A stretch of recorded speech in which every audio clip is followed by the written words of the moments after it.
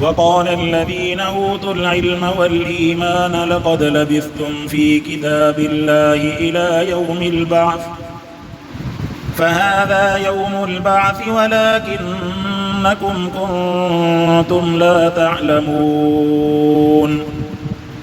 فيومئذ لا ينفع الذين ظلموا معذرتهم ولا هم يستعتبون ولقد ضربنا للناس في هذا القرآن من كل مثل ولئن جئتهم بآية ليقولن الذين كفروا إن أنتم إلا مبطلون كذلك يطبع الله على قلوب الذين لا يعلمون فاصبر إن وعد الله حق ولا يستخفنك الذين لا يوقنون صدق الله العلي العظيم اللهم صل على سيدنا محمد النبي الأمي وعلى آله وأصحابه وبارك وسلم تسليما كثيرا كثيرا قرآن مقدس دی سورة الروم دی آیت نمبر 56 کا تلاوت ہے. اللہ تبارک و تعالی ان آیتن کے اندر آخرت جے موقع تے جے کو انسان جو کلام تھیندو اللہ پاک ان کلام کے ذکر کرنو فرمایو جی اگ میں قرآن فرمائے تو ما لبثوا غیر ساعہ مجرم چوندا تو سائیں اساں ہکڑی گھڑی کھان علاوہ تے رہیاسی کون اے وری جے کہ اہل علم ہوندا ایمان وارا چوندا تو سائیں اساں اللہ تبارک و تعالی جے حکم جے مطابق جے کو رب حکم رکھیو جے کو اللہ پاک کتاب میں لکھن فرمايو اساں اوترو تے رہیاسے عطا کے اچے ہن ڈींहं میں پہتاسے جے ڈींहं میں اللہ پاک سجی کائنات میں جيڪي بھی انسان آهن انہن انسانن کي وری اللہ پاک اتارن فرمائيندو. یوم البعث جن کے چیبو آهي مالک یوم الدین جن جو سورہ فاتحہ جے اندر ذکر آهي اللہ مالک آهي قیامت جے ڈींहं جو ۽ یوم البعث مانا اٿارن وارو ڏينهن فرمائیں اہل علم چوندا ایمان وارا چوندا تو سائیں اساں دنیا میں ایترو حصو رہیاسے جيڪو اللہ پاک جے حکم جے مطابق لکھل ہوئے. تقدیر تے ایمان انسان جو جيڪا اساں جی زندگی لکھل ہوندی وہ اللہ پاک رہائيندو جڏهن زندگی پوری ٿيندي اللہ پاک اڳتي هلائيندو. سو قرآن فرمائے تو وقال الذين اوتوا العلم والایمان لقد لبثتم في كتاب الله فرمائیں تو جيڪي اهل علم آهن ۽ ایمان وارا آهن انهن چيو لقد لبثتم في كتاب الله اساں ایترو عرصو ان دنیا میں رہیاسے جيڪو اللہ جي کتاب میں لکھل ہويو حتیٰ کہ اچی کرے ان بیست وارے ڈींहं تے اچی کرے پوتا سے رب جو حکم کے مطابق اللہ پاک اساں جی زندگی لکھی وہ زندگی گزاری سے ان کا بعد میں موت آیو وری اللہ پاک آخرت کے اندر اساں کے حساب کتاب جے لاہے تے اتار فرمایا آخرت کے اندر انسان کوڑ نہ گلائندو کے ہوندا جے کہ کوڑ گلائندا تے اللہ پاک وری انہن جی تصدیق انہن جے عضوان کا کرن فرمایا. جیاں کافرن کے بارے میں قرآن فرمایا سورہ انعام جے آتا ہے تو واللہ ربنا ما كنا مشرکین کافر چوندا تو صحیح اللہ جو قسم اساں دنیا میں شرک نہ کندا ہویاسے. یہ شرک ایڈی وڈی بیماری ہے جو آخرت کے اندر رب جو بھو ڈسی کافر بھی کوڑ گلائندا تو واللہ ربنا ما كنا مشرکین اللہ سے اساں دنیا کے اندر شرک نہ کندا ہویاسے. پر قرآن فرمایا تو اليوم نختم على افواہہم سورہ یاسین جے آتا ہے فرمائی ان ڈींहं वरी असां अहिड़ो हिसाब किताब रखियो आहे जो जेको अल्लाह अवां जे वात में मौजूद गोश्त जे टुकड़े खां ज़बान खां ॻाल्हाइण ते क़ादिर आहे इहो अल्लाह पाक इन वात ते मोहर हणंदो वतुकल्लिमुना अयदीहिम हथ असांजा ॻाल्हाईंदा ऐं फरमाईं त वतुकल्लिमुना अयदीहिम वतशहदु अर्जुलुहुम ऐं पेर जेके आहिनि अल्लाह पाक वटि गवाही ॾींदा त मुंहिंजा रब हिन इंसान हिन जो हाणे वात बंदि आहे वात बंदि न हुजे त वात सां पियो ॻाल्हायां पर अल्लाह मोहर हणंदो वात बंदि हूंदो पोइ इहे हथ ॻाल्हाईंदा त मुंहिंजा रब इन्हनि हथनि सां जेको आहे अहिड़े क़िस्म जा ग़लति कम कंदो हुयो चोरियूं कंदो हुयो इन हथ सां जेको आहे ग़लति कम कंदो हुयो परावा माण्हुनि जे मथां ज़ुल्म कंदो हुयो नाइंसाफ़ी कंदो हुयो जेके बि जुर्म हथनि सां कया हूंदा इहे सभु जुर्म जेके आहिनि हथ ॻाल्हाए करे ज़ाहिर करे बीह रखो. ऐं ख़ासि करे जे अॼोके वक़्त में हीउ जेको साइंस जी तरक़ी मोबाइल आहे या रिमोट कंट्रोल आहे या साईं मुंहिंजे चवां टीवी आहे इन जे हलाइण में जेके अक्सर करे हथ ई इस्तेमालु थियनि था, माण्हू स्क्रीन ते भई हथनि सां आङुरियुनि सां हलाए थो, ख़ासि करे इन जे लाइ त इहे हथ असांजे लाइ गवाही ॾींदा त मुंहिंजा रब साईं ॿाहिरि वॾा शरीफ़ लॻा घुमंदा वठंदा, पर पंहिंजे मुंहं सां वेंदा त इन्हनि हथनि सां अहिड़े अहिड़े क़िस्म जा ग़लति कम कंदा हुआ। अखियूं बि गवाही ॾींदियूं, इहे हथ बि गवाही ॾींदा, ख़ासि करे मोबाइल जे लाइ। अॼु मोबाइल जी बीमारी तमामु घणी आहे, ख़ासि करे नौजवाननि में। सो क़ुर फरमाए त उन वक़्त में इन्हनि जा हथ गवाही ॾींदा ऐं पेरनि सां जंहिं तरफ़ माण्हू पंधु करे वियो हूंदो गवाही ॾींदो। जेकॾहिं पेर सां पंधु कयो हूंदई अलाह जे हुक्म जे मुताबिक़, को मस्जिद हुजे, रब जी रज़ा जे ख़ातिर कंहिं ग़रीब जी मदद हुजे, कंहिं मिटनि माइटनि सां साकार हुजे, इहे सभु जेके आहिनि उन्हनि जे लाइ इहे गवाही ॾींदा ऐं कमनि जो जेको हुते अलाह पाक वटि ॿुधाईंदा त मुंहिंजा रब साईं हिन जा अहिड़ा अहिड़ा अमल हूंदा हुआ। वञे या बे करे सो फरमाई त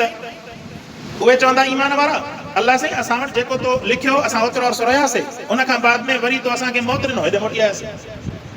फरमाई त फहादा यौमुल बासे वलाकिन्नकुम कुनतुम ला तालमून। फरमाई त हे जेको आहे आख़िरत जो उथण वारो ॾींहुं आहे, वलाकिन्नकुम कुनतुम ला तालमून। ऐं फरमाई त जेके इहे माण्हू जेके आहिनि इहे इन खे न ॼाणंदा हुआ या इन ते ईमान न आणींदा हुआ या इन खे सम्झंदा न हुया, इन्हनि खे इन शइ जो अंदाज़ो न हुयो त असां क़यामत जे ॾींहुं वरी उथंदासीं। असांखे जेकॾहिं सुभाणे कोर्ट में पेश थियणो हुजे कंहिं बि माना गंभीर केस जे अंदरि, त माण्हू केॾो उनजे लाइ तयारी कंदो हुओ सुभाणे कोर्ट वारा। हालांकि हे त इंसान आहिनि, अलाह पाक त हर शइ खे इंसान जे हर अमल खे ॼाणे थो, जिते इंसान कूड़ बि न ॻाल्हाए सघंदो। उतां जो यकीन हुजे त मुंहिंजे ज़बान जी, मुंहिंजे हथनि जे, मुंहिंजे पेरनि जा जेके अमल आहिनि उन्हनि सभिनीनि जी हुते पुछा थींदी, हिसाब किताब ॾियणो पवंदो त इहो इंसान कॾहिं बि जुर्म कंदो। इंसान जुर्म खां अॻु में केतिरा दफ़ा सोची थो।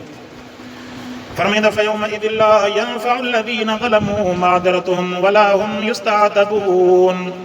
फरमाईंदा उहो ॾींहुं अहिड़ो हूंदो जंहिं ॾींहुं ज़ालिमनि खे उन्हनि जी माफ़ी घुरण बि कमु न ॾींदी। ज़ालिमनि खे माफ़ी घुरण, आख़िरत जे अंदरि माफ़ी घुरंदा, रब माफ़ कर,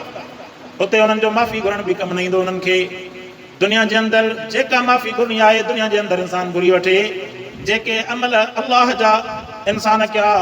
रब जा हक़ जे करे न अदा कई, त जेके हिकिड़ा अमल उहे जेके अदा करण खां पोइ माफ़ थींदा आहिनि, जीअं नमाज़ आहे, रोज़ो आहे, इहे जेकॾहिं कंहिंखां रहिजी विया अदा करण खां पोइ माफ़ थींदा, ईअं न थींदा जो साईं मुंहिंजे चवां त न पढ़ी त हाणे चए त रब एतिरा साल नमाज़ न पढ़े माफ़ कजा, कोन माफ़ थींदा। कानून शरीयत रोज़नि जे लाइ बि हुकुम आहे, ज़कात जे लाइ बि हुकुम आहे। कंहिंजे मथां ज़कात फ़र्ज़ थी न ॾिनई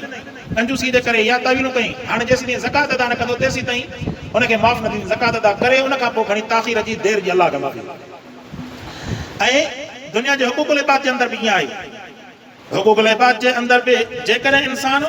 कंहिंसां ज़ुल्म थो करे, कंहिंजो हक़ खाए थो, कंहिंजी चोरी थो करे या कंहिंजो को बि हक़ इंसान तलफ़ करे थो, त दुनिया जे अंदरि पहिरियां उनजो चोरी शुदा माल अदा करे, उन खां बाद में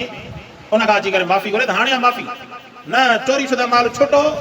हाणे वरी जेको आहे उनखे वेही करे चवे त मूंखे माफ़ कजांइ, इहा माफ़ी कना, इहा त बदमाशी आहे। पहिरियां उनजो हक़ अदा कर, उन हक़ खां बाद में। ऐं उन माफ़ीअ जे लाइ बि कंडीशन्स आहिनि। ईअं न आहे त पंजनि माण्हुनि जे साम्हूं माण्हू ॿिए सां जेको आहे नाइंसाफ़ी करे, ज़ुल्म करे, उनजो हक़ खाए ऐं वरी पंहिंजे मुंहं सां वरी अचे करे यार कल्ह जेको माण्हुनि जे साम्हूं तोसां बदमाशी कई न, हाणे मूंखे माफ़ कजांइ, ईअं कोन थींदो। माफ़ी बि माण्हुनि जे साम्हूं घुरणी पवंदी ताकी ख़बर पवे त हिन इंसान जे अंदरि केतिरी जेका आहे इंसाफ़ आहे ऐं केतिरो हुन में माज़रत जो जज़्बो आहे। पर असां वटि इन्हनि शयुनि जो वैल्यू कोन्हे। भली हिक ॿिए जे अंदरि इंसान जेको आहे परावा अमल या परावा जेके आहिनि ज़ुल्म बर्दाश्त कई वञे, ठहियो ॾिठो ईंदो छा कंदा ऊंट पटींदो इंसाफ़ त आहे ई कोन। हालांकि जेकॾहिं को माण्हू कंहिंजी जेकॾहिं 100 रुपए जी बि शइ खणे थो त उन वक़्त में बि हुन सां जेकॾहिं शरई मामिलो हुजे त हुन सां इंसाफ़ थींदो ऐं हुनजो हक़ हुनखे अदा करिणो पवंदो। पर हिते मुआशिरे जे अंदरि इंसाफ़ कोन्हे, जंहिंजे करे बि असांजे दिलनि जे अंदरि उहा जेका आहे ईमान जो जेका लज़त हूंदी आहे, उहा लज़त इंसान जी दिलनि में मौजूदु न आहे। अॻ में तव्हां ॾिसंदा त ईअं हूंदो इंसान जेकॾहिं मुस्लमान पाण में गुज़रिया, ॿिए जेकॾहिं हुनखे सलाम न कयो, जीअं साहबी जो वाक़ियो अचे थो न, त हिकिड़े साहबी ॿिए जे भरिसां गुज़रियो, उन खां सलाम, हज़रत उस्मान जो ग़ालिबन वाक़ियो आहे त ॿिए साहबी उतां गुज़रियो, हज़रत उस्मान अहिड़ी को गिणतीअ में फ़िक्र में हुयो, उनखे सलाम कयो, उन सलाम जो जवाबु न ॾिनो, त उहो अची करे शिकायत खणी रसूलुल्लाह सल्लल्लाहु अलैहि वसल्लम, साईं फलाणे खे मां सलाम कयुमि, सलाम जो जवाबु ॾिनो, नाराज़ आहे। ऐं अॼोके वक़्त में इंसान जेको आहे दिलियूं एतिरियूं कारी थियूं आहिनि, भरिसां इंसान गुज़रंदो, ॿिए खे सलाम करण जी नौबत ई कोन्हे। जेकॾहिं ॿिए हिकु दफ़े मुंहुं ख़राबु कयो त ठहियो, भला कहिड़ो वरी मूंखे अनुच ॾींदो आहे। हालांकि इहे शयूं अहिड़ियूं आहिनि, अल्लाह तबारक व तआला इन्हनि खे हल करण जे लाइ रब साईं ईमान जी जेका आहे ताक़त रखणु फरमाई आहे। ऐं दुनिया जे अंदरि इन्हनि शयुनि जो नफ़ो तॾहिं मिलंदो जॾहिं इंसान पंहिंजे ज़ुल्म जी, पोइ चाहे शरीयत जे अंदरि ज़ुल्म कयो हुजई या दुनिया जे मामलनि जे अंदरि ज़ुल्म कयो हुजई, उन्हनि जी हिते माज़रत करे मफ़रत घुरे अल्लाह पाक खां पोइ त अल्लाह तबारक व तआला उनखे माफ़ करणु फरमाईंदो ऐं रब फरमायो असांजे लाइ त को मसइलो ई कोन्हे अल्लाह पाक जे कुदरत खे त इहे माण्हू थकाए कोन था सघनि फरमाई त वलक़द ज़रबना लिन्नासि फ़ी हाज़ल क़ुरआन मिन कुल्लि मसल असां इन क़ुरान में इहे मिसाल बयान कयासीं आसमान जा मिसाल ज़मीन जा मिसाल चंड सिज जा मिसाल ही दुनिया खे पैदा कंहिं कयो उन जा मिसाल इंसान खे पैदा कंहिं कयो उन जा मिसाल जीअं हिन रुकू जी इब्तिदा में गुज़रियो अल्लाहु लज़ी ख़लक़कुम मिन ज़ौफ़िन अल्लाह जी ज़ात आहे जंहिं अव्हांखे कमज़ोरी जी हालत में पैदा करणु फरमायो वरी कमज़ोरी खां बाद में कुवत ॾिनई वरी कुवत खां बाद में अल्लाह पाक वरी शैबा वरी कुरड़प जी उमिरि ॾिनी फरमाए त यख़्लुक़ु मा यशा जीअं चाहे अल्लाह पाक पैदा करे ठाहे ख़िलक़त करे हलाए हर शइ ते इल्म रखंदड़ ज़ात बि अल्लाह जी हर शइ जे मथां कुदरत रखंदड़ ज़ात बि अल्लाह सो ही मिसाल ॾिनी क़ुर ऐं वरी जीअं आख़िरत जा मिसाल अल्लाह बयानु फरमाया आख़िरत वाक़ई न आहे थी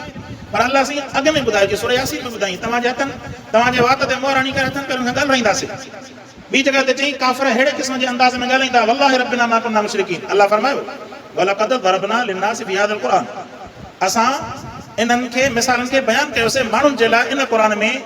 ताकी इंसान हिदायत हासिल करे वलइन जितहुम बिआयतिन लयक़ूलन्न الذين कफ़रू फरमाई अल्लाह पाक प्यारे रसूलुल्लाह सल्लल्लाहु अलैहि वसल्लम इन्हनि खे फरमाए त प्यारा जेकॾहिं अव्हां इन्हनि खे निशानी ज़ाहिरी निशानी मौजूज़ो अची उन्हनि जे साम्हूं ॾेखारियो तॾहिं बि जेको न मञींदड़ हूंदो आहे इंसान उहो कॾहिं बि न मञींदो कॾहिं कॾहिं इंसान जी कैफ़ियत अहिड़ी थी वेंदी आहे उनखे केतिरो बि सम्झाए न आहे मञींदो भली खणी सिधो अबू जहल हुयो न सम्झंदो हुयो त हीउ क़ुर नाक ते आहे जेको आहे मां नाक ते अबू जहल पंहिंजे लाइ सम्झंदो त मां नाक ते काफ़िर आहियूं मुशरिक आहियूं आख़िरत जे अंदरि जहन्नम में ईंदासीं पर चवंदा त न ईमान आणींदासीं यारिफ़ून कमा यारिफ़ून अपनाहुम अहिड़ी तरह तव्हांखे सुञाणनि था जहिड़ी तरह पंहिंजे औलाद खे सुञाणनि था चवंदा त रसूल हक़ जा पर ईमान आणींदासीं दुनिया जे अंदरि बि केतिरा ई माण्हू अहिड़ा आहिनि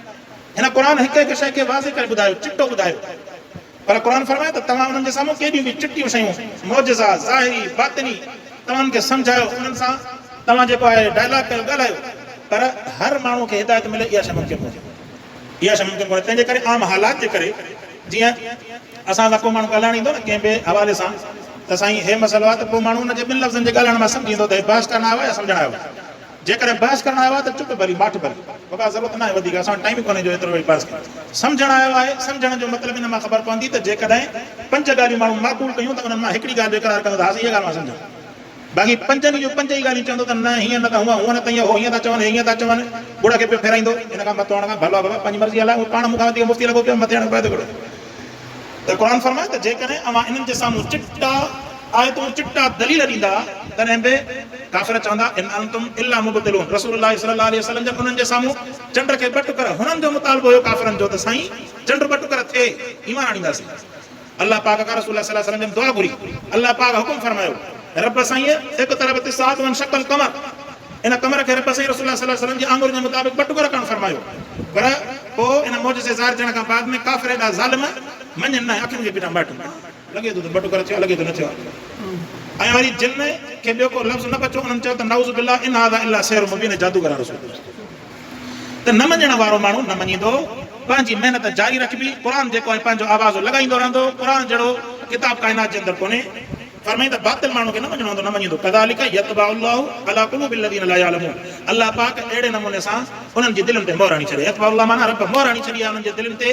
ला यअलमून इहे कॾहिं बि इन शइ खे न ॼाणींदा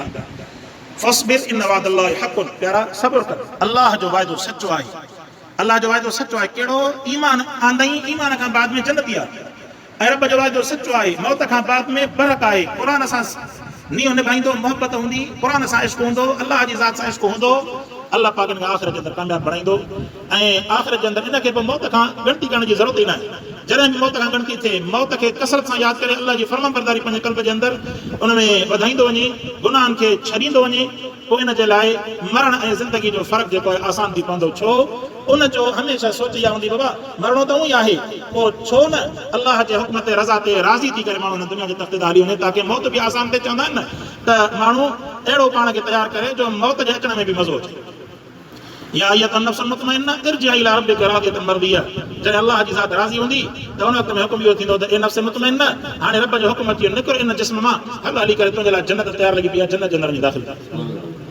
फरमाईंदा वला यस्तख़िफ़न्नक अलज़ीना ला युक़िनून ऐं इहे जेके ईमान नथा आणनि यकीन नथा रखनि इन्हनि जो ईमान न आणनि को जेको आहे कमज़ोर नथो करे कोई हिन सां फ़र्क़ु कोन थो पवे अलाह पाक खां दुआ आहे अलाह जी क़ुरान खे सम्झण वारे करण जी तौफ़ीक़ अता फ़रमाए। आख़िर दावाना अल्हम्दुलिल्लाह।